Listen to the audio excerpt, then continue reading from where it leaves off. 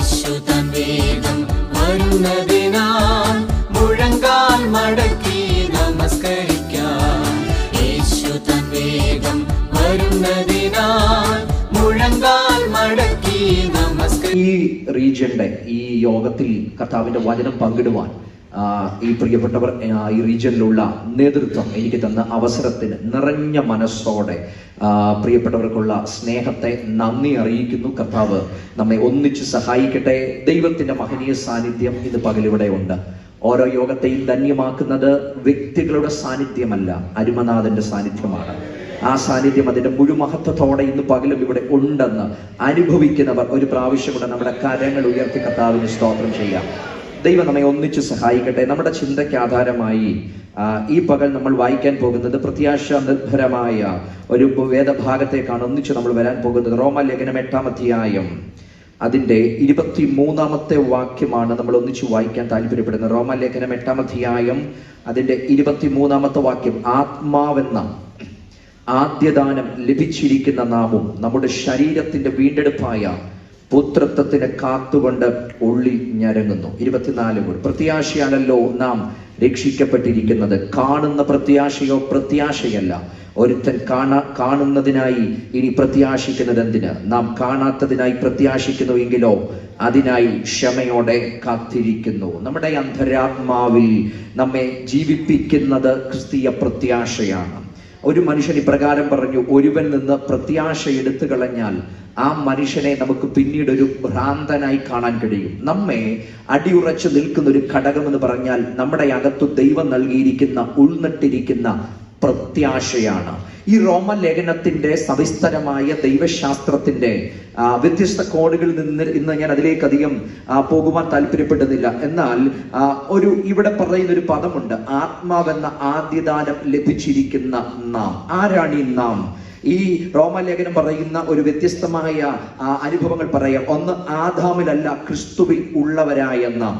2, ജഡത്തെയല്ല ആത്മാവിനെ അനുസരിച്ച് നടക്കുന്ന നാം. 3, ന്യായ പ്രമാണത്തിനല്ല കൃപയ്ക്ക് അതീതരായ നാം. 4, അന്യരല്ല മക്കളായ നാം. അപ്പൊ 4 വിധത്തിലാണ് ഈ നാം എന്നതിനെ നമുക്ക് മനസ്സിലാക്കാൻ കഴിയുന്നത്.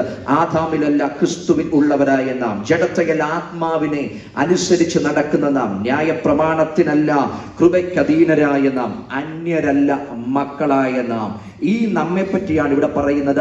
ആത്മാവെന്ന ആദ്യദാനവും ലഭിച്ചിരിക്കുന്ന നാം നമ്മുടെ ശരീരത്തിന്റെ വീണ്ടെടുപ്പായ പുത്രത്വത്തിന് കാത്തുകൊണ്ട് ഉള്ളിൽ ഞരങ്ങുകയാണ്. നമ്മുടെ പ്രത്യാശയാണ് നമ്മെ ഇവിടെ ഇരിക്കാൻ പ്രേരിപ്പിച്ച പ്രധാനപ്പെട്ട കാരണം. ഈ ഭൂമിയിൽ എഴുതപ്പെട്ട യാതൊരു കാര്യത്തിലും ഇവിടെ സംഭവിക്കുന്ന സംഭവങ്ങളും ഒന്നും നമ്മെ അകത്ത് വറീഡാക്കാത്തതിന്റെ കാര്യം നമ്മുടെ അകത്ത് ഉൾനട്ടിരിക്കുന്ന ഒന്നുണ്ട്, അത് ദൈവിക പ്രത്യാശയാണ്. നാം ഇവിടെ ഇരിക്കുന്നതിന്റെ അടിസ്ഥാനപരമായ കാര്യം, ദൈവത്തെ ആരാധിക്കുന്നതിന്റെ അടിസ്ഥാനപരമായ കാര്യം നാം കേട്ടു. ദൈവത്തിന്റെ ശ്രേഷ്ഠത തിരിച്ചറിയുന്നത് കൊണ്ട് നാം ദൈവത്തെ ആരാധിക്കുന്നത്. എന്നാൽ നമ്മുടെ ഉറപ്പ് ഇന്ന് നാം ഇവിടെ ഇരുന്ന് ആരാധിക്കുന്ന ജീവിതം നമ്മുടെ കർത്താവിന് വേണ്ടി വെച്ചുകൊടുത്ത് ഈ കാലങ്ങളിൽ നമ്മൾ ദൈവത്തെ മഹത്വപ്പെടുത്തുന്നതിന്റെ പ്രധാനപ്പെട്ട ഒരു കാരണം, ഇതിനപ്പുറത്ത് ഒരു ദിവസം വരുന്നുണ്ട്, അന്ന് താനായിരിക്കുന്നത് പോലെ നമ്മുടെ കർത്താവിനെ കാണുന്ന ഒരു ദിവസമുണ്ടെന്ന്. പരിമിതികൾ ഒന്നുമില്ലാതെ തേജസ്സിന്റെ ആ മഹത്വകരമായ അവസ്ഥയിൽ എന്റെ കർത്താവിനെ കാണുന്ന ഒരു ദിവസമുണ്ട്. ഇതാണ് നമ്മുടെ പ്രത്യാശ എന്ന് പറയുന്നത്. ഞാൻ ഈ ഭാഗത്തേക്ക് വരുമ്പം ഈ 7-8 അധ്യായങ്ങൾ പറയുന്ന പ്രധാനപ്പെട്ട 3 ഞരക്കങ്ങൾ നമുക്ക് കാണാൻ കഴിയുന്നുണ്ട്. ഒന്ന്, 7-ാം അധ്യായം പറയുന്നു പാപത്തിന്റെ ഞരക്കം. 8-ന്റെ 22 പറയുന്നു ആ സൃഷ്ടിയുടെ ഞരക്കം. ഇവിടെ 23-ൽ പറയുന്നു വീണ്ടെടുക്കപ്പെട്ട ദൈവപുത്രന്മാരുടെ ഞരക്കം. ത്രിവിധ ഞരക്കങ്ങൾ. ഒന്ന്, പാപത്തിന്റെ ഞരക്കം, പാപികളുടെ ഞരക്കം. 7-ാം അധ്യായത്തിൽ പറയുക, അയ്യോ ഞാൻ അരിഷ്ടം മനുഷ്യൻ, ഈ മരണത്തിന് അധീനമായ ശരീരത്തിനകത്തുനിന്ന് എന്നെ ആർ വിടുവിക്കും? ആഴമായി നിലവിളിക്കുക, ഈ മരണത്തിനകത്തുനിന്ന് എന്നെ ആർ വിടുവിക്കും? വല്ലാതെ നിലവിളിക്കുന്ന പാപികളുടെ ഞരക്കത്തെ കാണാൻ കഴിയുന്നുണ്ട്. എന്നാൽ ആ അധ്യായം അവസാനിക്കുന്ന ഇപ്രകാരമാ, നമ്മുടെ കർത്താവായ യേശു ക്രിസ്തു മുഖാന്തരം ഞാൻ ദൈവത്തിന് സ്തോത്രം ചെയ്യുന്നു. പാപത്തിന്റെ ഞരക്കത്തെ മാറ്റുവാൻ, ആ പാപത്തിന്റെ സകല ബാന്ധവങ്ങളും വഹിച്ചുകൊണ്ട് അവിടുന്ന് ക്രൂശിന്മേൽ കയറിയതുകൊണ്ട് അവിടുത്തെ അടിപ്പിണരുകളാൽ എനിക്ക് ലഭിച്ചത് ആത്മീക സൗഖ്യമാണ്, ആത്മീക സ്വാതന്ത്ര്യമാണ്. എന്റെ പാപത്തിന്റെ ഞരക്കങ്ങൾ മാറി ഞാൻ ആത്മീക സ്വാതന്ത്ര്യങ്ങൾ പ്രാപിച്ചു. അടുത്തത് 8-ാം അധ്യായത്തിൽ വരുമ്പോൾ രണ്ടാമത്തെ ഞരക്കം കാണാൻ കഴിയുന്നത് പ്രകൃതിയുടെ ഞരക്കമാണ്. അതുകൊണ്ട് 8:19 മുതലുള്ള വാക്യങ്ങൾ താഴേക്ക് കാണുന്നുണ്ട്. സൃഷ്ടി ദൈവപുത്രന്മാരുടെ വെളിപ്പാടിനെ ആകാംക്ഷയോടെ കാത്തിരിക്കുന്നു. സൃഷ്ടി ദ്രവത്വത്തിന്റെ ദാസ്യത്വത്തിൽ നിന്നുള്ള വിടുതലിനായി കാത്തിരിക്കുന്നു. അടുത്തത് 22-ാമത്തെ വാക്യം, സർവ്വസൃഷ്ടിയും ഇന്നുവരെ ഒരുപോലെ ഞരങ്ങി ഈറ്റുനോവോടിരിക്കുന്നു എന്ന് നാം അറിയുന്നു. സൃഷ്ടി ഞരങ്ങിക്കൊണ്ടിരിക്കുക. സൃഷ്ടി ഞരങ്ങിക്കൊണ്ടിരിക്കുന്നത് എന്നെയും നിങ്ങളെയും ഈ ഭൂമിയെയും പ്രകൃതിയെയും നോക്കിയാണ്. ഈ ഭൂമി നമ്മെ നോക്കിക്കൊണ്ട് സൃഷ്ടി ഞരങ്ങുക. കാരണം നമുക്ക് വരുത്തുന്ന പരിവർത്തനം മാത്രമേ, നമുക്ക് രൂപാന്തരം വന്നാൽ മാത്രമേ ഈ സൃഷ്ടിക്കും പരിവർത്തനം വരത്തുള്ളൂ. അപ്പൊ സൃഷ്ടി അതിന്റെ ദ്രവത്വത്തിനകത്തു നിന്ന് വിശുദ്ധന്മാരുടെ വീണ്ടെടുപ്പിന് വേണ്ടി ഞരങ്ങിക്കൊണ്ട് കാത്തിരിക്കുക. ഇനിയാണ് പ്രധാനപ്പെട്ട നമ്മളുടെ ഞരക്കം എന്ന് പറയുന്നത്. ആത്മാവെന്ന ആദ്യദാനം ലഭിച്ചിരിക്കുന്ന നാമും അകത്ത് ഞരങ്ങിക്കൊണ്ടിരിക്കുക. എന്തിനാ? നമ്മുടെ ശരീരത്തിന്റെ വീണ്ടെടുപ്പായ ഒരു പുത്രത്വത്തിന് കാത്തുകൊണ്ട് നമ്മൾ അകത്ത് ഞരങ്ങിക്കൊണ്ടിരിക്കുകയാണ്. അപ്പൊ ഒരു കാര്യം ഉറപ്പാണ്, നമ്മൾ താൽക്കാലികത ഉള്ളവരല്ല, നമ്മൾ ഈ ഭൂമിയുമായി ചേർത്ത് ബന്ധപ്പെട്ടവരല്ല. മറിച്ച് നമ്മുടെ പൗരത്വം സ്വർഗത്തിലായതുകൊണ്ട്, നമ്മുടെ കർത്താവ് സ്വർഗത്തിലായതുകൊണ്ട്, അവിടുന്ന് നമ്മെ ഇരുത്തിയത് സ്വർഗത്തിലായതുകൊണ്ട്, നമ്മുടെ പേരെഴുതിയത് സ്വർഗത്തിലായതുകൊണ്ട്, നമ്മുടെ പ്രത്യാശയും ഉൾനട്ടിരിക്കുന്നതും സ്വർഗത്തിലായതുകൊണ്ട് നമ്മൾ കാത്തിരിക്കുന്നത് ആ തേജസ്സിന്റെ പ്രത്യക്ഷതയ്ക്ക് വേണ്ടി നാം കാത്തുകൊണ്ടിരിക്കുകയാണ്. അപ്പം ഒരു വിശുദ്ധനെ സംബന്ധിച്ച് ഇതിന്റെ ഏറ്റവും അടിസ്ഥാനപരമായ ഉറപ്പ് ഞാൻ പറഞ്ഞല്ലോ, ലോകത്തിൽ ഒരു മനുഷ്യനും അട്ടിമറിച്ച് കളയാൻ കഴിയാത്ത ഒരു കാര്യമുണ്ടെങ്കിൽ നമ്മുടെ അകത്തെ പ്രത്യാശയാണ്. അതുകൊണ്ടാണ് ഇതിന്റെ 18-ാമത്തെ വാക്യത്തിനകത്ത് പൗലോസ് പറയുന്ന ഒരു പദമുണ്ട്, നമ്മിൽ വെളിപ്പെടുവാനുള്ള തേജസ് വിചാരിച്ചാൽ ഈ കാലത്തിലെ കഷ്ടങ്ങൾ സാരമില്ലെന്നെണ്ണുക. എന്തുകൊണ്ടാണ് ഈ കാലത്തിലെ കഷ്ടത്തെ നോക്കിയിട്ട് ഒരു ഭക്തന് സാരമില്ലെന്ന് എണ്ണാൻ കഴിയുന്നത്? സാരമില്ലാത്തത് വരാഞ്ഞിട്ടല്ല, സാരമുള്ളതാണ് വന്നത്. പക്ഷേ താൻ ഗൗരവമായി അതിനെ ആ ഗൗരവമായിട്ടുള്ളത് വന്നപ്പോഴും അതിനെ നോക്കി സാരമില്ലെന്ന് പറഞ്ഞതിന്റെ കാരണം 3 ഒന്ന്, എന്തൊക്കെ ഇവിടെ സംഭവിച്ചാലും തന്റെ അകത്ത് ദൈവം വെച്ചിരിക്കുന്ന പ്രത്യാശയെ തൊടാൻ അതിന് കഴിയത്തില്ല. എന്ന് പറഞ്ഞാൽ ഇവിടെ ചുറ്റും എന്തൊക്കെ ആഞ്ഞടിച്ചാലും, ഇവിടെ എന്തൊക്കെ സംഭവിച്ചാലും ദൈവം അകത്ത് നട്ടിരിക്കുന്ന പ്രത്യാശയുണ്ട്. ആ പ്രത്യാശയെ തൊടാൻ ഈ ഭൂമിയിൽ സംഭവിക്കുന്ന ഒന്നിനും കഴിയത്തില്ല. 2, ഈ ഭൂമിയിലോ ഈ ഭൂമിയിലുള്ള മനുഷ്യനോ ഇവിടെയുള്ള അധികാരങ്ങളോ ഇവിടെയുള്ള രാഷ്ട്രീയ ഉന്നതന്മാരോ ഇവൻ എത്രയൊക്കെ ചെയ്താലും മാക്സിമം ചെയ്യാൻ പറ്റുന്നത് എന്റെ ദേഹത്തോട് ചെയ്യാൻ പറ്റും. ഇവിടുത്തെ രോഗത്തിന് ഏറ്റവും അറ്റത്ത് എന്ത് ചെയ്യാൻ കഴിയും? വേണമെങ്കിൽ എന്നെ ഈ ശരീരത്തെ തകർക്കാൻ പറ്റും. ക്യാൻസറിന് മാക്സിമം എന്ത് ചെയ്യാൻ കഴിയും? ഈ ദേഹത്തെ തകർക്കാൻ കഴിയും. ഇവിടെയുള്ള മറ്റ് രോഗങ്ങൾക്ക് ഏറ്റവും മാക്സിമം എന്ത് ചെയ്യാൻ കഴിയും? എന്റെ ദേഹത്തെ തകർക്കാൻ കഴിയും. എന്നാൽ എന്റെ പ്രത്യാശ കിടക്കുന്നത് അതിനപ്പുറമായതുകൊണ്ട്, അത് അകത്ത് ഉൾനട്ടിരിക്കുന്നതായതുകൊണ്ട് എന്റെ ദേഹത്തെ തകർത്താൽ എന്റെ പ്രത്യാശ ദേഹസഹിതനായി ഞാൻ എന്റെ ദൈവത്തെ കാണുമെന്ന് എന്റെ അകത്ത് പ്രത്യാശയെങ്കിൽ ദേഹത്തെ കൊല്ലുന്നവരെ അതുകൊണ്ടാണ് പേടിക്കാത്തത്. അതാ പറഞ്ഞു, ദേഹത്തെ കൊല്ലുന്നവനെ പേടിക്കണ്ട, എന്നാൽ ദേഹിയെയും ആത്മാവിനെയും കൊന്ന് നരകത്തിൽ തള്ളാൻ കഴിയുന്ന ഒരുവനുണ്ട്, ആ വ്യക്തിയെ ഭയപ്പെടുവാനിടയാകും. അപ്പൊ ദേഹത്തോട് മാത്രമേ ഈ ഭൂമിയിൽ എന്തെങ്കിലുമൊക്കെ ചെയ്യാൻ കഴിയത്തുള്ളൂ, നമ്മുടെ ആത്മാവിനെ തൊടാൻ കഴിയത്തില്ല. അതുകൊണ്ട് ഇവിടെ സംഭവിക്കുന്നതിനകത്ത് സാരമില്ലെന്ന് പറയും. അടുത്തത്, ഈ ഭൂമിയിൽ സംഭവിക്കുന്നതൊക്കെ നൊടി നേരത്തേക്കേ ഉള്ളൂ. ഒരിക്കൽ ജോൺ കാൽവിൻ എഴുതി വെച്ചൊരു പദപ്രയോഗം ഇപ്രകാരം അദ്ദേഹം പറഞ്ഞു, ഈ ക്രിസ്തു വെളിപ്പാട് എന്റെ അന്തരാത്മാവിൽ വരുന്നതിന് മുമ്പ് എന്റെ ജീവിതത്തിൽ വന്നതൊക്കെയും കടുങ്കട്ടിയെന്ന് ഞാൻ ചിന്തിച്ചു, അത് തീരാ ദുരിതമെന്ന് ഞാൻ ചിന്തിച്ചു.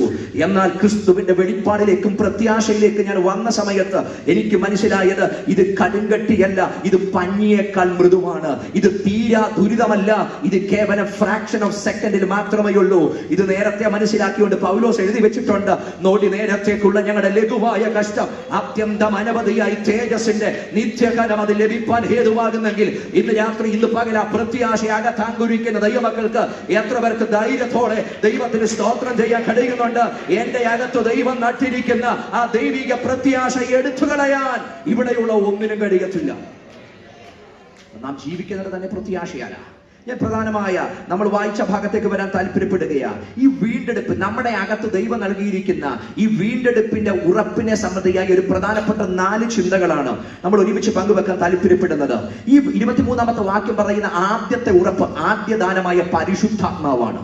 ഇവിടെ പറയുന്നു ആദ്യദാനമായ പരിശുദ്ധാത്മാവിനെ ദൈവം നമ്മുടെ ഉള്ളിൽ നിന്നിരിക്കുക. ആത്മാവെന്ന ആദ്യദാനം ലഭിച്ചിരിക്കുന്ന നാം. അപ്പൊ നമുക്ക് എന്ത് ലഭിച്ചു? നമുക്ക് പരിശുദ്ധാത്മാവിനെ ലഭിച്ചു. എന്തിന് പരിശുദ്ധാത്മാവിനെ ലഭിച്ചു? ആ പദം പറയുന്നത് നിങ്ങൾക്ക് ഇത് ആദ്യ ദാനമായി ലഭിച്ചിരിക്കുക, ഇത് ഫസ്റ്റ് ഫ്രൂട്ടായി ലഭിച്ചിരിക്കുക. അപ്പാർട്ട് ചെയ്യുന്ന ഒരു ഗ്രീക്ക് പദമാണ് അവിടെ ഉപയോഗിച്ചിരിക്കുന്നത്. ശരിക്കും ഈ പദം സാധാരണ ഉപയോഗിക്കുന്നത് നമുക്കറിയാം ഈ ആദ്യ ഫലം എന്നതിനാണ്. ആദ്യ ഫലം എന്നതിന് ശരിക്കും ഈ ആദ്യ ഫലം എന്നത് 2 വിധത്തിൽ പൗലോസ് അതിൽ ഉപയോഗിച്ചിട്ടുണ്ട്. 1 കൊരിന്ത്യർ ലേഖനത്തിലേക്ക് വരുമ്പം വിശുദ്ധന്മാരുടെ വീണ്ടെടുപ്പിനെ സംബന്ധിയായി പദം തന്നെ ഉപയോഗിച്ചിട്ടുണ്ട്. എന്നാൽ ക്രിസ്തു നിദ്ര കൊണ്ടവരിൽ ആദ്യ ഫലമായി മരിച്ചവരുടെ ഇടയിൽ നിന്ന് ഉയർത്തിയിരിക്കുന്നു.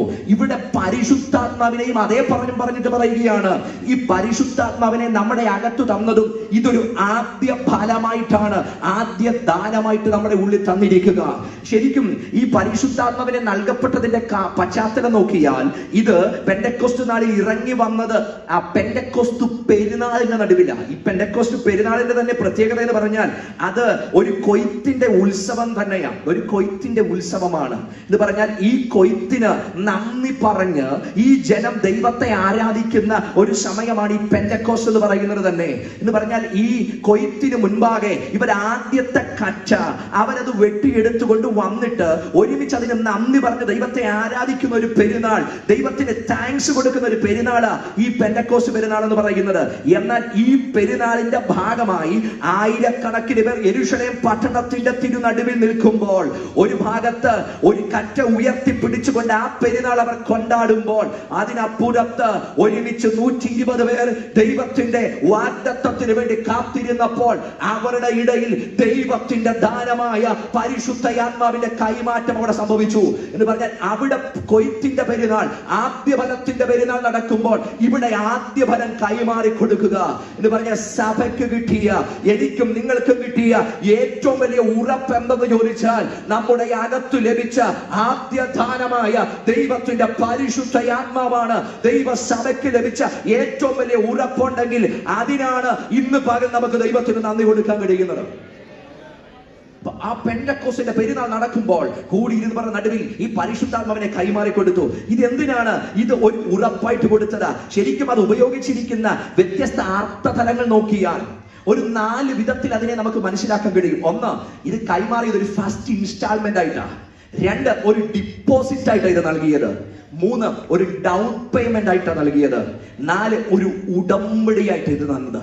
ഇത് പറഞ്ഞാൽ ഇതെനിക്ക് ലഭിച്ചത് ഒരാദ്യ ഗഡുവാണ്, ഇതൊരു ഡിപ്പോസിറ്റ് ആണ്, ഇതൊരു ഡൗൺ പേയ്മെന്റ് ആണ്, ഇതൊരു ഉടമ്പടി, ഒരു പ്ലെഡ്ജ് ആണ്. അപ്പൊ ഈ ആത്മാവിനെ എനിക്ക് ലഭിച്ചത് ഒരു ഉറപ്പാണ്. നമ്മൾ ഒരു വീട് വാങ്ങിക്കാൻ, ഒരു വാഹനം വാങ്ങിക്കാൻ നമ്മൾ ഒരു ഡൗൺ പേയ്മെന്റ് കൊടുക്കും. ഈ ഡൗൺ പേയ്മെന്റ് കൊടുക്കുന്ന ഒരു ഉറപ്പാണ്. എന്നാൽ അതിനുശേഷം ഓരോ മന്തിലും അതിൻ്റെതായ തുടർ ഇൻസ്റ്റാൾമെന്റുകൾ നമ്മൾ കൊടുത്തുകൊണ്ടിരിക്കുകയാണ്. ഈ ഡൗൺ പേയ്മെന്റ് കൊടുക്കുമ്പോൾ നമ്മളിവിടെ പറയുന്നത് അടുത്ത ദിവസം മുതൽ ഈ വാഹനത്തിലാണ് നമ്മൾ യാത്ര ചെയ്യുന്നത്, ഈ വീട്ടിലാണ് നമ്മൾ അതിന്റെ പ്രൊസീജിയർ കഴിയുമ്പോൾ പാർക്കുന്നത്. എന്നാൽ ഓരോ മാസവും നമ്മൾ എന്ത് കൊടുത്തുകൊണ്ടിരിക്കുകയാണ്? നമ്മൾ അതിന്റെ ബാക്കിയുള്ള ഇൻസ്റ്റാൾമെന്റുകൾ കൊടുത്തുകൊണ്ടിരിക്കുക. എന്നാൽ ഈ അഡ്വാൻസ് നമ്മൾ കൊടുത്തപ്പോൾ അവിടെ വെളിപ്പെടുത്തിയ ഒരു കാര്യം, ഇതിനെ ഞാൻ പൂർണ്ണമാക്കി എന്റേതാക്കി തീർക്കും. എന്നാൽ ചില മന്തുകൾ കഴിയുമ്പോൾ, ചില മാസങ്ങൾ കഴിയുമ്പോൾ അവസാനത്തെ ഇൻസ്റ്റാൾമെന്റ് കൊടുക്കുന്ന ഒരു ദിവസമുണ്ട്. ആ ഇൻസ്റ്റാൾമെന്റ് കൊടുക്കുമ്പോൾ അതുവരെ നമ്മളുടെ പൂർണ്ണ അധികാരത്തിൽ ഇല്ലാതിരുന്ന ഇത് അപ്പോൾ മുതൽ നമ്മുടെ പൂർണ്ണ അധികാരത്തിലേക്ക് വരിക. അതിനു മുൻപും നമ്മൾ അതിനെ അഡ്വാൻസ് കൊടുത്ത് നമുക്കായി വാങ്ങിച്ചതാ.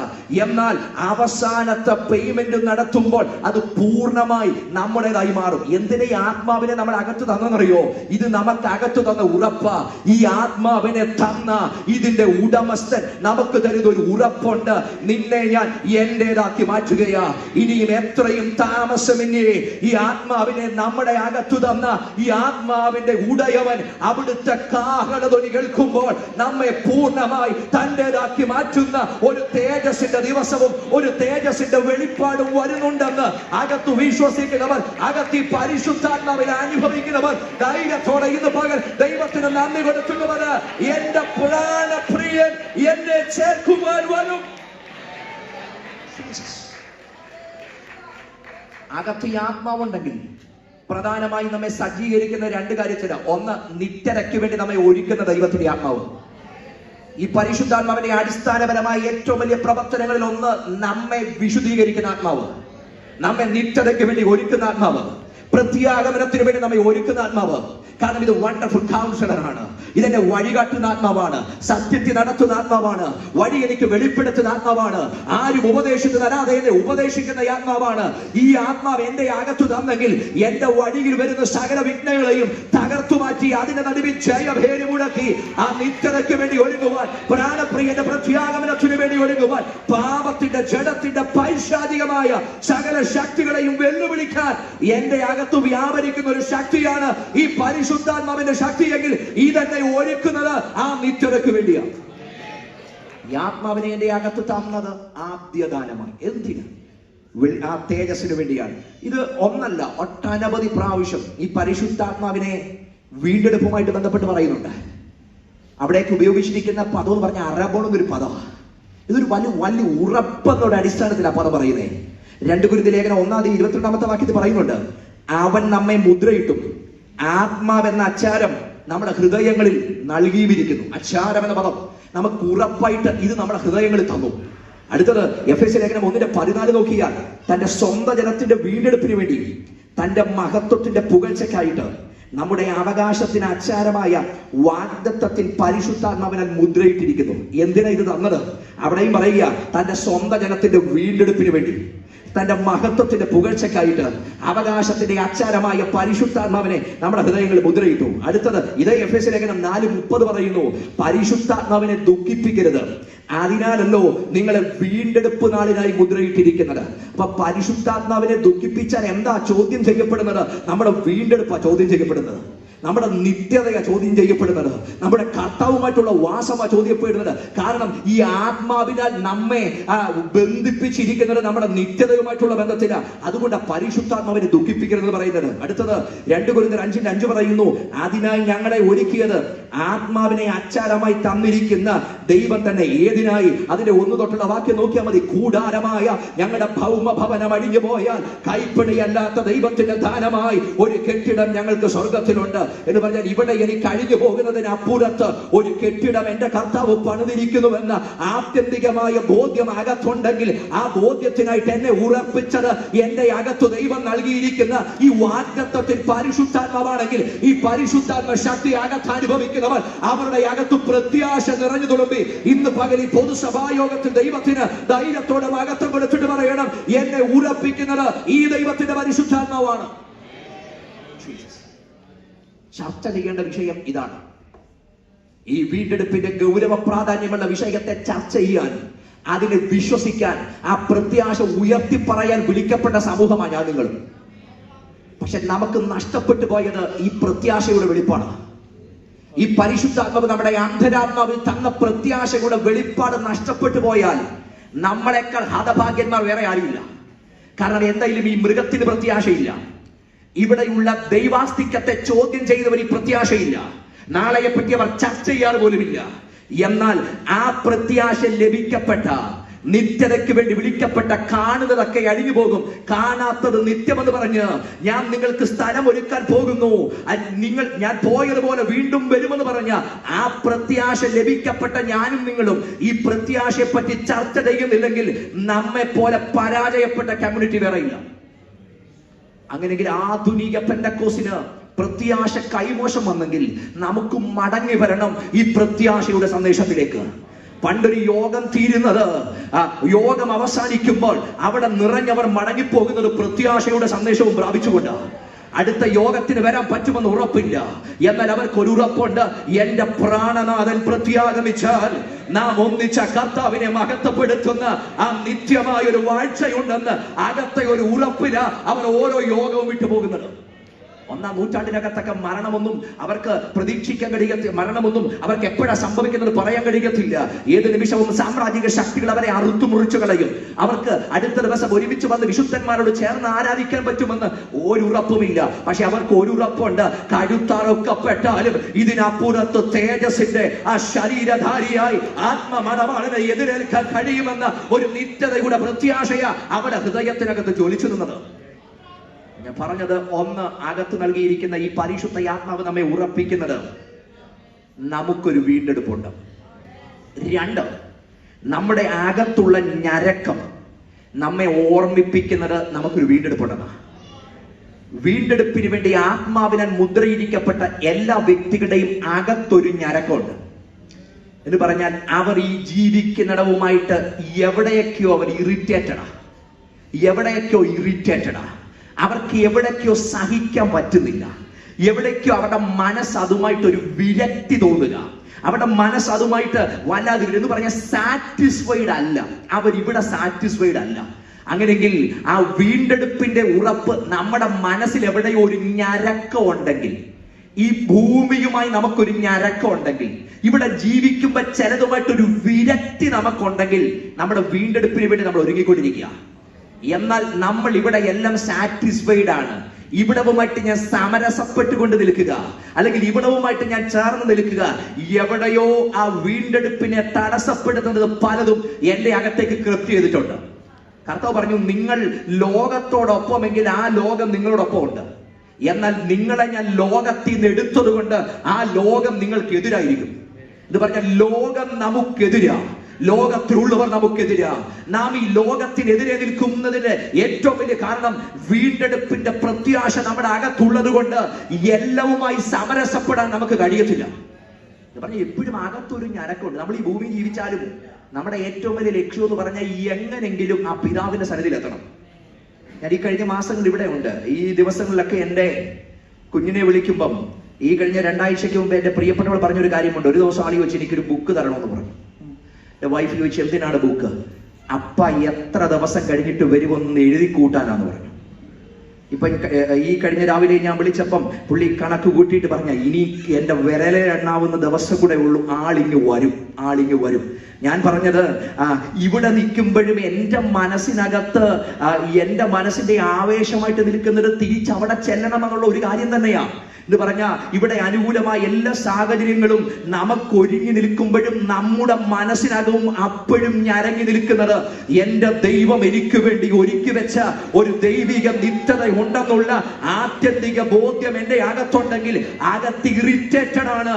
ഈ ഭൂമിയുമായിട്ട് ഞാൻ പലതിലും എതിര് നിൽക്കുക. എന്നാൽ എൻ്റെ ഉറപ്പ്, എൻ്റെ വാഗ്ദത്തത്തിന്റെ ഉടമ്പടിയുടെ നിവർത്തീകരണമായി എൻ്റെ അരുമനാഥൻ പ്രത്യാഗമിക്കുമെന്ന ബോധ്യമാണ് എന്നെ ധൈര്യത്തോടെ ചലിപ്പിക്കുന്നത്.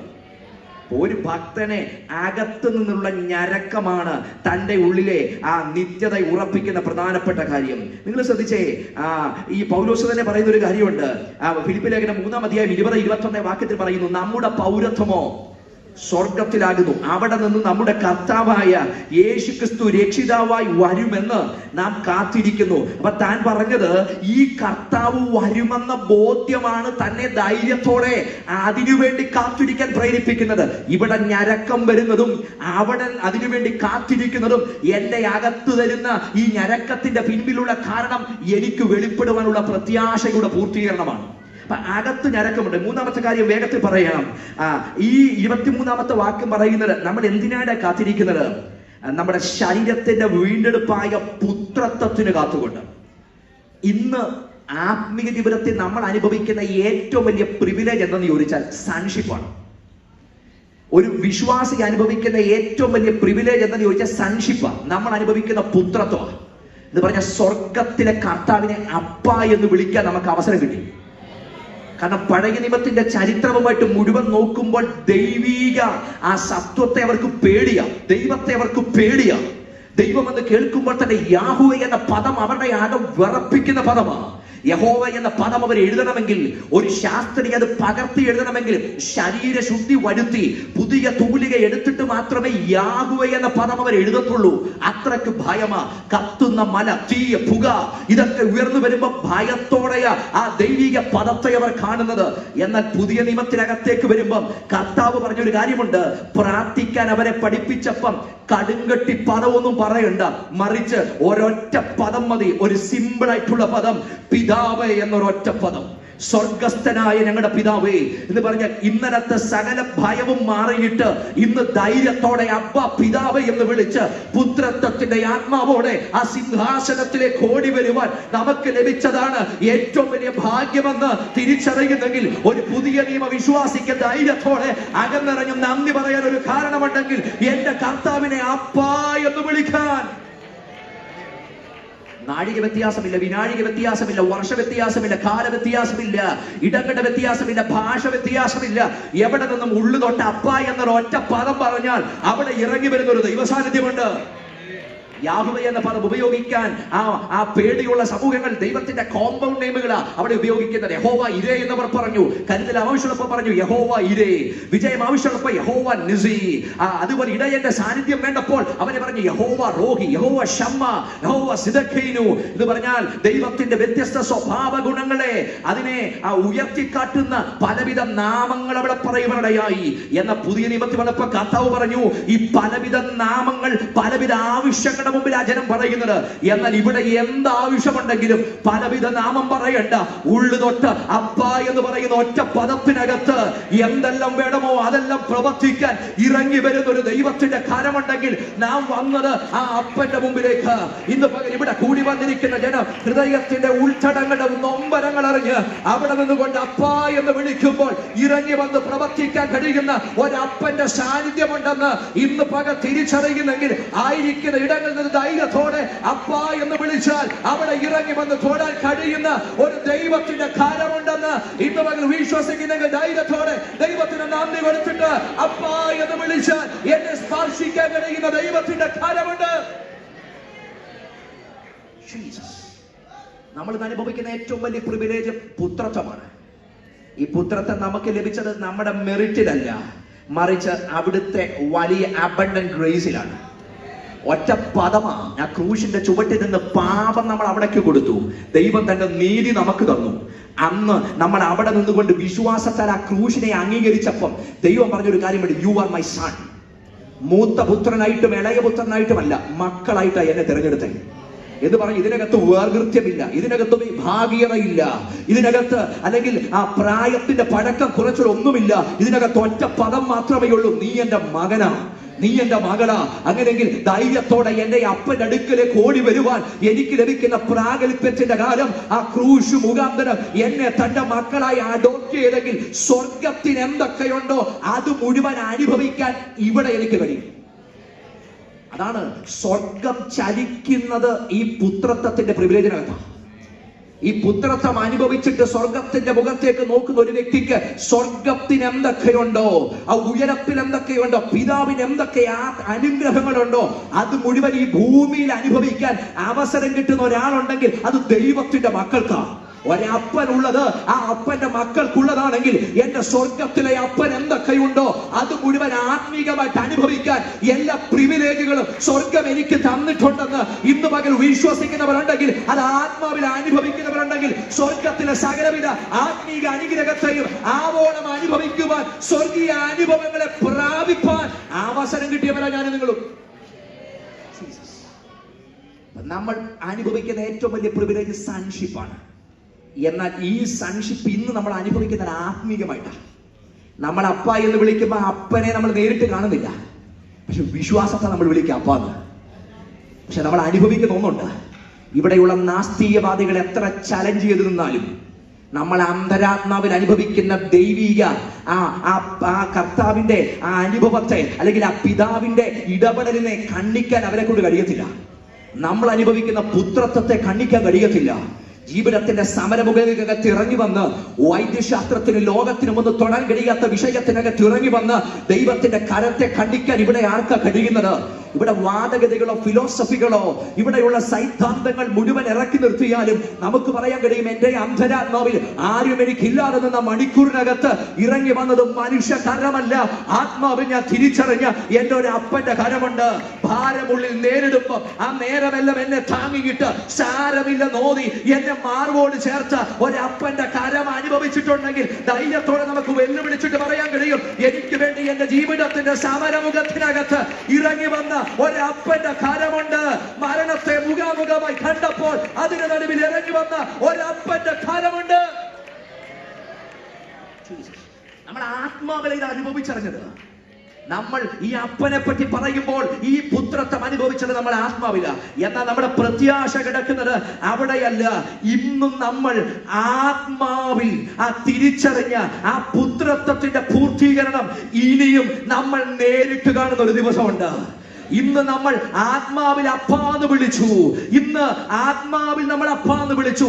എന്നാൽ ഒരു ദിവസം ഇനി വരിക, താനായിരിക്കുന്നത് പോലെ തന്നെ ആ പൊന്മുഖത്തെ കണ്ട് മുഖാമുഖമായി നമ്മൾ അപ്പ എന്ന് വിളിക്കുന്ന ഒരു ദിവസമുണ്ട് എന്നതാണ് നമ്മുടെ പ്രത്യാശയെങ്കിൽ ഇന്ന് അപ്പ എന്ന് വിളിക്കുന്നവർ അധികം താമസമെന്നേ ആ തേജസ്സിന്റെ വസ്ത്രധാരികളായി നമ്മുടെ ആത്മമണവാളനെ നേരിട്ട് കാണുന്ന ഒരു ദിവസമുണ്ട്. അതാണ് ഈ പുത്രത്വത്തിന്റെ പൂർത്തീകരണം എന്ന് പറയുന്നത്. ശരീരത്തിന്റെ വീണ്ടെടുപ്പായ പുത്രത്വത്തിന് ഈ ഇന്നത്തെ പരിധികളെയൊക്കെ വെല്ലുവിളിച്ചുകൊണ്ട് നമ്മൾ ഉയർന്ന തേജസ്സിൽ നമ്മുടെ അപ്പനെ നേരിട്ട് അപ്പ എന്ന് വിളിക്കുന്ന ഒരു ദിവസമുണ്ട്. അപ്പൊ പുത്രത്വത്തിന്റെ പൂർത്തീകരണമാണ് നമ്മുടെ ഏറ്റവും വലിയ ഉറപ്പ്. അടുത്തത് നാലാമത്തെ കാര്യം, നമ്മൾ ഇതിനു വേണ്ടി കാത്തിരിക്കുന്നത് ക്ഷമയോടെ കാത്തിരിക്കുക. 2000 വർഷമായിട്ടൊരു മെസ്സേജിന് ജീവൻ ഉണ്ടെങ്കിൽ അത് ഈ പ്രത്യാശയുടെ മെസ്സേജിനാ. പക്ഷെ ആ ജീവൻ പോയെന്നതൊരു സംശയമാണ്. നമുക്ക് പോയെന്ന് പറഞ്ഞ ആ മെസ്സേജിന് ജീവൻ ഇല്ലാതായിരിക്കുന്നില്ല. ആത്മാവകത്തുള്ള എല്ലാവരുടെയും ഉള്ളിൽ ഈ മെസ്സേജ് ഒരു ജീവനാണ്. കാരണം ഞാൻ ജീവിക്കുന്നത് ഈ ഭൂമിക്ക് വേണ്ടിയല്ല, ഞാൻ ജീവിക്കുന്നത് ആ വീണ്ടെടുപ്പിന് വേണ്ടിയാ. ഒരു ചെറിയ പാക്കേജിൽ ഈ ഭൂമി ദൈവം എനിക്ക് തന്നിട്ടേ ഉള്ളൂ, പക്ഷെ ഇത് അഴിഞ്ഞു പോകും. ഈ കൂടാരമായ ഭൗമഭവനം അഴിഞ്ഞു പോകും. എന്നാൽ ഈ 2000 വർഷമായിട്ട് ഭക്തന്മാരെ ഉറപ്പിച്ചു നിർത്തുന്ന ഒറ്റ കാര്യം ഈ നിത്യ തേജസ്സിന്റെ പ്രത്യാശയാണ്. ചെടയാടുകളുടെയും കോലാടുകളുടെയും തോലുകളുടെ മുമ്പിൽ നിർത്തിയപ്പം, ജീവനോടെ അറുത്തു മുറിക്കാൻ നോക്കിയപ്പം, സാമ്രാജ്യിക ശക്തികൾ ജീവനോടെ കത്തിച്ചമരാൻ നോക്കിയപ്പം, അവിടെ ഭക്തന്മാർ അവരെ പലരെയും ആ കത്തിക്കാൻ പോകുന്നതിന് മുമ്പേ ബന്ധിക്കാൻ തുടങ്ങിയപ്പോൾ അവര് പറഞ്ഞു, ബന്ധിക്കേണ്ട ആവശ്യമില്ല, ജീവനോടെ നിന്ന് കത്തി അമരാൻ ഞങ്ങൾക്ക് കഴിയും. കാരണം മരണത്തെ ഞങ്ങൾക്ക് പേടിയില്ല, മരണത്തെ പേടിയില്ല. അന്ന് സമൂഹങ്ങൾ മരണത്തെ പേടിയില്ലാതെ മരണം വരിച്ചു. കാരണം അവർക്കറിയാം ഇതിനപ്പുറത്ത് ഒരു നിത്യ തേജസ്സിന്റെ പ്രത്യാശ അവർക്കുണ്ട്. അന്ന് മാത്രമല്ല, ഇവിടെ ദൈവദാസൻ പറഞ്ഞതുപോലെ ഇന്നും ലോകത്തിന്റെ എത്രയോ രാജ്യങ്ങളിൽ കർത്താവിന് വേണ്ടി ക്രിസ്ത്യാനികൾ മരിച്ചു വീഴുക. നമ്മളൊക്കെ സുഖത്തിന്റെ പാരമ്യത്തിനകത്ത് ജീവിക്കുന്നവരാ. എന്നാൽ ക്രിസ്തുവിന് വേണ്ടി എരിഞ്ഞടങ്ങുന്ന ഒത്തിരി സമൂഹങ്ങൾ ഈ കഴിഞ്ഞ 5 വർഷത്തിനകത്ത് നൈജീരിയയിലൊക്കെ ലക്ഷക്കണക്കിന് ക്രിസ്ത്യാനികൾ ക്രിസ്തുവിന് വേണ്ടി കരുത്തറക്കപ്പെട്ട് അവരവിടെ വീഴുവാനിടയായി. എന്നാലും അവർ വിശ്വാസത്തെ തള്ളിപ്പറഞ്ഞില്ല. കാരണം അവർക്കൊരു ഉറപ്പുണ്ട്, ഇതൊരു അല്പകാലത്തേക്ക് മാത്രമേ ഉള്ളൂ, ഇതൊരു നൊടി നേരത്തേക്ക് മാത്രമേ ഉള്ളൂ. എന്നാൽ അത്യന്തം അനവധിയായി ഒരു തേജസ്സിന്റെ നിത്യഗനം, ഒരു നിത്യ നാട് ദൈവം ഒരുക്കിയിട്ടുണ്ടെന്ന് അന്തരാത്മാവിലുള്ള ബോധ്യം മരണത്തെ പേടിയില്ലാതെ ധൈര്യത്തോടെ നിൽക്കാൻ അവർക്ക് കരുത്ത് നൽകിയെങ്കിൽ ദൈവം നമ്മെ വിളിച്ചത് അങ്ങനെ പ്രത്യാശയ്ക്ക് വേണ്ടിയാ. എന്റെ പ്രിയരെ, ഇന്ന് നമുക്ക് പെർസിക്യൂഷൻ കാണത്തില്ല. പക്ഷെ ഞാൻ ഈ നാട്ടിൽ പലയിടത്തും പറഞ്ഞത്, അടുത്തൊരു 10 വർഷത്തിനകത്ത് 15 വർഷത്തിനകത്ത് ഈ നാട്ടിൽ പെർസിക്യൂഷൻ തുടങ്ങും. ഇന്ന് യാതൊരു ബുദ്ധിമുട്ടുകളും ഈ നാട്ടിൽ അതിന്റെ ആരംഭം കുറിച്ച് അടുത്ത 15 വർഷത്തിനകത്ത് പീഡനം ഈ നാട് കാണും. ഇതൊരു പ്രവചന ദൂതായിട്ട് തന്നെ ഹൃദയത്തിനകത്ത് ഏറ്റെടുത്തോ. ഈ നാടിനകത്ത് പെർസിക്യൂഷൻ കാണും. എന്നാൽ അതിന്റെ നടുവിൽ തമ്പുരാൻ ഒറ്റ കാര്യമാണ് നമ്മളെ പറ്റി ആഗ്രഹിക്കുന്നത്, അവിടുത്തെ വരവ് താമസിക്കുന്നെങ്കിൽ ഈ വചനത്തെ മുറുകെ പിടിച്ചുകൊണ്ട്, പ്രത്യാശയുടെ സ്വീകാര്യം മുറുകെ പിടിച്ചുകൊണ്ട്, വിളിച്ചവൻ വിശ്വസ്തനാണെന്നുള്ള ആന്തരിക ബോധ്യത്തോടെ ഈ വചനത്തിന് വേണ്ടി ക്ഷമയോടെ കാത്തിരിക്കാൻ ഞാൻ തയ്യാറാകുന്നെങ്കിൽ അവിടെയാണ് ദൈവിക പദ്ധതിയിൽ പൂർത്തിയാകുവാനിടയാകുന്നത്. എങ്ങനെ കാത്തിരിക്കുന്നത്? 2000 വർഷമായിട്ട് സമൂഹങ്ങൾ ക്ഷമയോടെ ഇതിനു വേണ്ടി കാത്തിരിക്കുക, ക്ഷമയോടെ കാത്തിരിക്കുക. അതിന് അവിടെ ഉപയോഗിച്ചൊരു പദമുണ്ട്, ഈറ്റുനോവോടെ കാത്തിരിക്കുക. ക്ഷമയോടെ കാത്തിരിക്കുക. എന്താ ഈ അതിനെ നമുക്കറിയാം, ഒരു കുഞ്ഞു ഉദരത്തിനകത്ത് ഉളവാകുന്ന സമയം മുതൽ കാത്തിരിപ്പ് തുടങ്ങുക. അതിന് പല ഫേസുകളുണ്ട്, അതിന് പല സ്കാനിങ്ങുകളുണ്ട്. ഇതൊക്കെ വരുമ്പോൾ ഡോക്ടർമാർ ഓരോന്ന് പറയുമ്പോൾ കാത്തിരിപ്പ് കൂടും. പക്ഷേ ഒരൊറ്റ മാതാവും പിതാവും 6 മാസം കഴിയുമ്പോൾ ഒരു സ്കാനിങ് കാണുമ്പോൾ ഡോക്ടർമാരോട് പറയത്തില്ല, ഞങ്ങൾക്ക് ആ കുഞ്ഞിനെ കാണാൻ ഭയങ്കര തിടുക്കായി, അതുകൊണ്ട് ഈ 6ാം മാസത്തിൽ ആ കുഞ്ഞിനെ ഞങ്ങൾക്ക് തരാൻ ആരും പറയില്ല. കാരണം അവർക്കറിയാം അവിടെ ലഭിക്കുന്ന ഒരു പ്രീമെച്വർ ബേബിയാണ് എന്ന് പറഞ്ഞാൽ until that 9 month അവർ കാത്തിരിക്കാൻ തയ്യാറാണ്. എന്നാൽ 9ാമത്തെ മാസം അതിന്റെ കൃത്യസമയമാകുമ്പോൾ ആ ഡെലിവറി പെയിൻ തുടങ്ങുന്ന സമയത്ത് ഒരു മാതാവും പിതാവും പറയത്തില്ല, കുറേയും കൂടെ എന്റെ കുഞ്ഞ ഉദരത്തിനകത്ത് വളരട്ട്, അതിനുള്ള സാഹചര്യം ഒരുക്കാൻ പറയില്ല. അവിടെ അവർക്ക് ആവേശമാണ്. 6ാം മാസത്തിൽ അവർക്ക് ക്ഷമയുണ്ട്, എന്നാൽ അവിടെ അവർക്ക് ആവേശമാ. കാരണം ആ പാൽ പുഞ്ചിരി കാണാൻ അവരകത്ത് ആവേശത്തോടെ കാത്തിരിക്കുക. ഞാൻ പറഞ്ഞത്, നമുക്ക് പുറകിൽ വലിയൊരു സമൂഹം ക്ഷമയോടെ ഇതിനു വേണ്ടി കാത്തിരുന്നു. അറിയില്ല, ഒരു പക്ഷേ നമ്മുടെ തലമുറയിൽ ആ തേജസ്സിന്റെ പ്രത്യാഗമനം നടന്നേക്കാം. ആഗോളപരമായി കർത്താവിന്റെ വരവിന്റെ ഏറ്റവും വലിയ ലക്ഷണം എന്തെന്ന് ചോദിച്ചാൽ, കർത്താവ് പറഞ്ഞത്, ഞാൻ വരുമ്പോ വിശ്വാസം കണ്ടെത്തുമെന്ന്. പൗലോസ് എഴുതി വെച്ചത്, വിശ്വാസത്യാഗം സംഭവിക്കുകയും അധർമ്മ മൂർത്തിയായവൻ വെളിപ്പെടുകയും ചെയ്യണമെന്ന്. എന്ന് പറഞ്ഞാൽ അന്ത്യകാലത്തിന്റെ ഏറ്റവും വലിയ ലക്ഷണം വിശ്വാസത്യാഗമാണ്. അന്ത്യകാലത്തിന്റെ ഏറ്റവും വലിയ ലക്ഷണം വിശ്വാസത്തിലെ മടുപ്പാണ്. അന്ത്യകാലത്തിന്റെ ഏറ്റവും വലിയ ലക്ഷണം ദൈവജനം ദൈവവചനത്തെ വിട്ടു മാറുന്നതാണ്. അങ്ങനെയെങ്കിൽ അതും മുഴുവൻ നമ്മുടെ കണ്ണിൽ കണ്ടുകൊണ്ടിരിക്കുന്നു. രാഷ്ട്രീയ ലോകത്ത് നോക്കിയാൽ അവിടെ ലക്ഷണങ്ങൾ കണ്ടുകൊണ്ടിരിക്കുന്നു. ലോകവ്യാപകമായി നോക്കിയാൽ സകല ലക്ഷണങ്ങൾ കണ്ടുകൊണ്ടിരിക്കുന്നു. നമ്മൾ വിശ്വസിക്കുന്നു, ഒരു പക്ഷേ ഈ 2 സഹസ്രാബ്ദത്തിലധികമായി ഭക്തന്മാർ കാത്തിരുന്ന ആ തേജസ്സിന്റെ സുദിനം ഒരു പക്ഷേ നമ്മുടെ തലമുറയിൽ നമ്മുടെ കണ്ണുകൊണ്ട് അത് കാണേണ്ടി വന്നാൽ എത്ര പേർക്ക് പറയാൻ കഴിയും, എന്റെ കർത്താവേ, ലജ്ജിച്ചു പോകാതെ അങ്ങയുടെ സന്നിധിയിൽ നിൽക്കാൻ. പൗലോസൊക്കെ പറയുന്ന ഒരു പദമുണ്ട്, ഞാൻ അതിനുവേണ്ടിയാ കാത്തിരിക്കുന്നത്. ഒരു ആയുസ് മുഴുവൻ ഓടുന്നത് അതിനു വേണ്ടിയാ.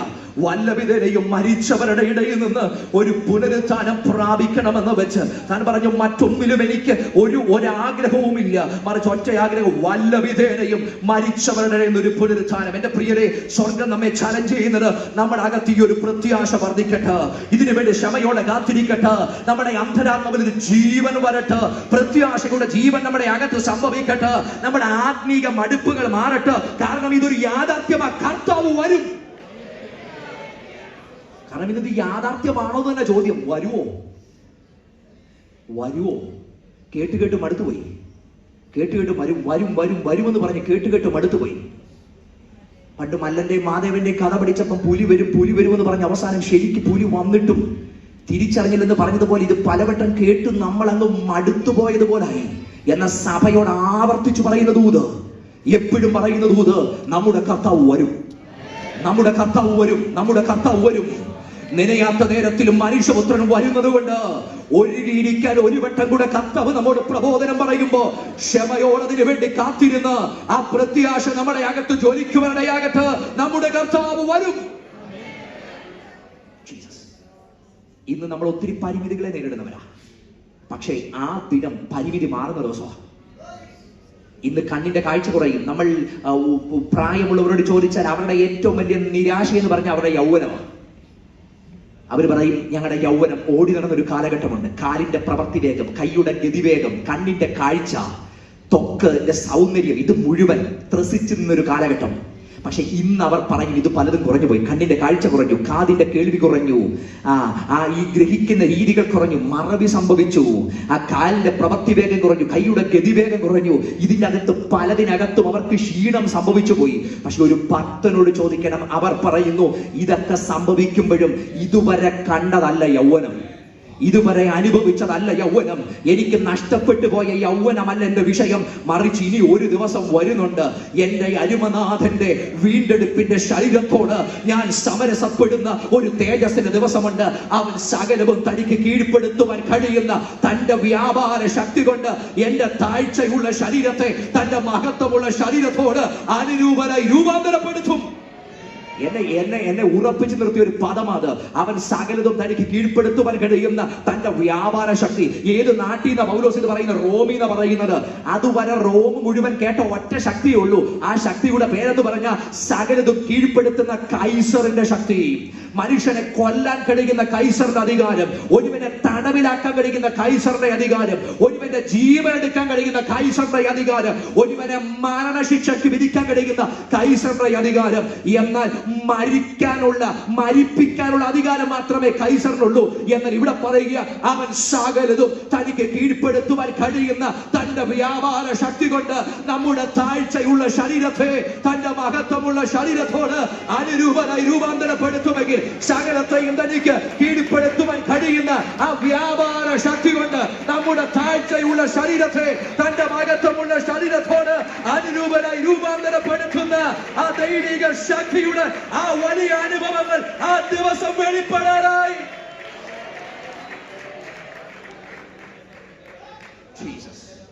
സഭ അപ്രത്യാശക്കകത്ത് ഉറച്ചു നിൽക്കട്ടെ. നമ്മുടെ അരുമനാഥൻ വരാറായി. നമ്മൾ പ്രത്യാശയോടെ പണ്ട് കൺവെൻഷനൊക്കെ തീരുമ്പോ പറഞ്ഞു നിർത്തുന്ന ഒരു പദമുണ്ട്. കർത്താവ് തൻ ഗംഭീരനാദത്തോടും പ്രധാന ദൂതന്റെ ശബ്ദത്തോടും ദൈവത്തിന്റെ കാഹളത്തോടും കൂടെ സ്വർഗത്തിൽ ഇറങ്ങി വരും. ക്രിസ്തുവിൽ മരിച്ചവർ മുമ്പ് ഉയർത്തെഴുന്നേൽക്കും. പിന്നെ ജീവനോടെ ശേഷിക്കുന്ന നാം അവരോട് ഒരുമിച്ച് കർത്താവിനെ എതിരേൽപ്പാൻ മേഘങ്ങളിൽ എടുക്കപ്പെടും. ഇങ്ങനെ നാം എപ്പോഴും അവനോട് കൂടെയായിരിക്കും. എത്ര പേർക്ക് പ്രത്യാശയുടെ ധൈര്യത്തോടെ ഇന്നു പകൽ അല്പനിമിഷങ്ങളെ കർത്താവിനെ ദൈവത്തിന് മഹത്വപ്പെടുത്താൻ കഴിയും. നമ്മുടെ ആത്മാവാണ് പ്രത്യാഗമിക്കാനായി.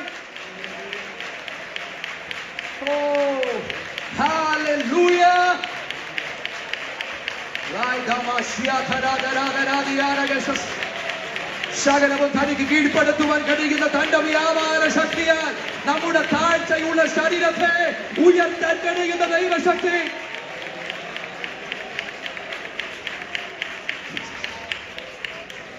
ഈ ഭൂമിയിൽ നഷ്ടപ്പെട്ടു പോയതൊക്കെ നമ്മുടെ പരിമിതിയാണ്. പക്ഷെ നമ്മുടെ പൂർണ്ണത ആ വെളിപ്പെടുന്ന ദിവസമാണ്. ഞാൻ ഒറ്റ വരി കൂടെ പറഞ്ഞു നിർത്തുക. എന്റെ ജീവിതത്തിന്റെ അനുഭവത്തിലൂടെ എന്റെ പ്രിയപ്പെട്ടവർക്ക് വേണ്ടി പ്രാർത്ഥിച്ചവരാ. എന്റെ പ്രിയപ്പെട്ടവർ ഈ കഴിഞ്ഞ ദിവസം താൻ എഴുതിയ ഒരു ലേഖനത്തിനകത്ത് എഴുതിയൊരു വരി ഉണ്ടായിരുന്നു. എന്നിൽ അറുത്തു മാറ്റിയ അവയവങ്ങൾ എന്റെ പരിമിതിയാ. അത് എന്റെ ആയുസ് തീരുന്നത് വരെ ഇത് പരിമിതിയായിട്ട് തുടരുക തന്നെ ചെയ്യും. എന്നാൽ ഒരു ദിവസം വരും, അവയവരഹിതയായിട്ടല്ല, സകല തികവോടുകൂടെ എനിക്ക് എന്റെ കർത്താവിനെ കാണാൻ കഴിയും. ഞാൻ അവിടെ നിന്ന് ആ പ്രത്യാശയിൽ ദൈവത്തിന് നന്ദി പറഞ്ഞു. ഇന്ന് നമുക്ക് എന്തൊക്കെ പരിമിതി അകത്ത് കിടന്നാലും ഇതൊരു പരിമിതിയല്ല, മറിച്ച് മാൻകിടാക്കൾ തുള്ളി കളിക്കുന്നത് പോലെ തേജസിന്റെ നിത്യ യൗവനത്തോടെ എന്റെ അരുമനാഥനെ കാണാൻ സ്വർഗം നമുക്കൊരു കാലം ഒരുക്കിയിട്ടുണ്ടെന്ന് അകത്ത് പ്രത്യാശയുള്ളവർ അല്പനിമിഷങ്ങളെ കാരമടിച്ച് ഇന്ന് പോലെ ദൈവത്തിന് മഹത്വം കൊടുത്തിട്ട് പറ. ആ തേജസിന്റെ ആ നിത്യ ശരീരധാരിയായി നമുക്ക് നമ്മുടെ അരുമനാഥനെ കാണാം. Hallelujah.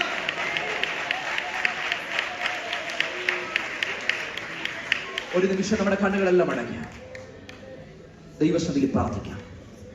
കർത്താവ് നമ്മെ ഇന്ന് പകൽ പ്രബോധിപ്പിക്കുന്നത് പ്രത്യാശയിലേക്ക് മടങ്ങുക. പുനരാഗമനത്തിന്റെ ആ തേജസ്സിന്റെ ഉറപ്പിലേക്ക് മടങ്ങുക. അരുമനാഥന്റെ പ്രത്യാഗമനത്തിനായിട്ടുള്ള ഒരുക്കത്തിലേക്ക് മടങ്ങുക. പരിശുദ്ധാത്മാവിന്റെ ഇടപെടലിലേക്ക് മടങ്ങുക. നമുക്ക് ഒന്നിച്ച് പ്രാർത്ഥിക്കാം. ഞങ്ങളുടെ കർത്താവേ, ഞങ്ങൾ ഒന്നിച്ച് ഞങ്ങളുടെ സന്നിധിയിൽ വരുന്നു. പ്രത്യാശ എവിടേക്കോ ഞങ്ങളിൽ നഷ്ടപ്പെട്ടു പോയി. മാനുഷികമായി ഞങ്ങൾ ചലിക്കാൻ തുടങ്ങി. അങ്ങ് ഞങ്ങളെ ഇന്ന് പകൽ പ്രബോധിപ്പിച്ചത് ആ നിത്യ തേജസ്സിന്റെ പ്രത്യാശയാൽ ഞങ്ങളുടെ ഉള്ളം ഒരുങ്ങി അങ്ങയ്ക്ക് വേണ്ടി കാത്തിരിക്കാൻ സമർപ്പിക്കുന്ന കർത്താവേ, അങ്ങയുടെ ദൂതുകളുടെ മുമ്പാകെ സമർപ്പിക്കും. ഇനി ജനത്തെ അനുഗ്രഹിക്കുന്നു. ജനം വിടിവിക്കപ്പെടട്ടെ. ജനത്തിന് പ്രത്യാശ ദൈവം നൽകട്ടെ. ഭയത്തിന്റെ ആത്മാവുകൾ മാറിപ്പോകട്ടെ. നിരാശയുടെ ആത്മാവുകൾ മാറിപ്പോകട്ടെ. വളരെ പരാജയത്തിന്റെ ആത്മാവുകൾ മാറിപ്പോകട്ടെ. നിത്യ തേജസ്സിന്റെ പ്രത്യാശ ജനത്തിന്റെ ഉള്ളിൽ സ്വർഗം പകരുന്നതിന് നന്ദി പറയുന്നു. അങ്ങയുടെ ജനത്തെ അനുഗ്രഹിക്കുന്നു യേശു ക്രിസ്തുവിൻ നാമത്തിൽ തന്നെ. ആമേൻ. God bless U.